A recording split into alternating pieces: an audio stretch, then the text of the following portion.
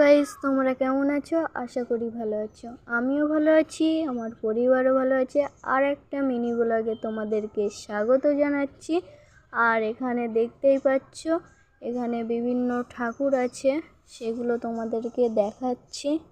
Guys, একটা তোমাদেরকে ঠাকুর দেখাচ্ছি। এই ঠাকুরটা কি আমি বুঝতে পারছি না, তোমরা জানলে একটু কমেন্টে জানাবে। বুকের ওপর পাথর দেওয়া আছে, সেরকম থিম কি বুঝতে পারছি না।